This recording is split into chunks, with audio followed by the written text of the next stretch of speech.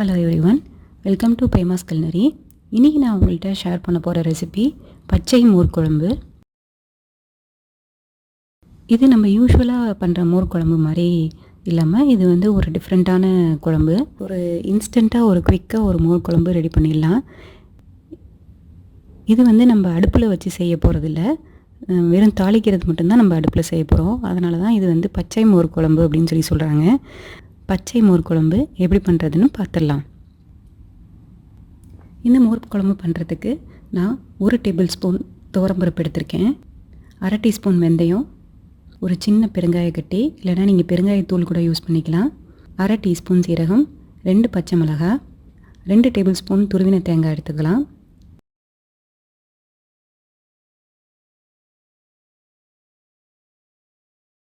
தயிரை வந்து நல்ல கெட்டியான தயிராக எடுத்து வச்சுக்குவோம். அந்த ஒரு கடாயில் 1 டீஸ்பூன் தேங்காய் எண்ணெய் விட்டுடலாம். அதை ஹீட் பண்ணிவிடுவோம். பெருங்காயத்தை சேர்த்துடலாம். பெருங்காயம் பொரிஞ்சிட்டோம். பெருங்காயம் பொரிஞ்சோன்னு வெந்தயத்தை சேர்த்துடலாம். துவரம்பருப்பு, சீரகம் இதெல்லாம் சேர்த்து நல்லா வறுத்துக்குவோம். நல்லா கோல்டன் ஆகிற வரைக்கும் நல்லா வறுத்துக்கலாம். 2 பச்சை மிளகாய் நம்ம தேங்காய் எடுத்து வச்சுருக்கோம் இல்லையா, அதை இதோட சேர்த்துருவோம். ஒரு 1/4 கப்பு தண்ணி விட்டு இதை நல்லா மைய அரைச்சிடலாம். நல்ல கெட்டியான தயிராக எடுத்து வச்சுக்குவோம். அந்த கெட்டியான தயிரை நல்லா பீட் பண்ணிடலாம். இப்போது தயிர் நல்லா க்ரீமியாக நல்லா பீட் பண்ணி ரெடி ஆகிடுச்சு. நம்ம அரைச்சி வச்சுருக்க பேஸ்ட்டை இதில் சேர்த்துடலாம். நல்லா மிக்ஸ் பண்ணி விட்டுருவோம். ஒரு 1 டீஸ்பூன் சால்ட்டு சேர்த்துடலாம். சால்ட்டு சேர்த்துட்டு இதை நல்லா மிக்ஸ் பண்ணி விட்டுடலாம். மோர் குழம்பு ரெடி ஆகிடுச்சு. இதுக்கு வந்து நம்ம தாளிப்பு ரெடி பண்ணிடலாம். 1 டேபிள் ஸ்பூன் தேங்காய் எண்ணெயை ஹீட் பண்ணிக்குவோம். தேங்காய் எண்ணெய் நல்ல ஃப்ளேவர் கொடுக்கும் எப்போவுமே மோர் குழம்புக்கு. அதனால் 1 டேபிள் ஸ்பூன் தேங்காய் எண்ணெய் நல்லா ஹீட் பண்ணிக்கலாம்.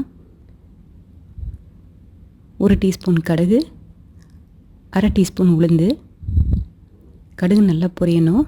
இதோட காஞ்ச மிளகாய் சேர்த்துக்கலாம். கருவேப்பிலை இருந்ததுன்னா கருவேப்பிலையும் சேர்த்துடலாம். கடுகு நல்லா பொரிஞ்சிருச்சு. தாளிப்பு ரெடி ஆகிடுச்சு. இதை நம்ம மோர் குழம்போடு சேர்த்துருவோம். ஒரு இன்ஸ்டண்ட்டாக ஒரு குயிக்காக ஒரு மோர் குழம்பு ரெடி ஆகிடுச்சு. நான் இன்றைக்கி எந்த வெஜிடபிள்ஸும் நான் சேர்க்கலை.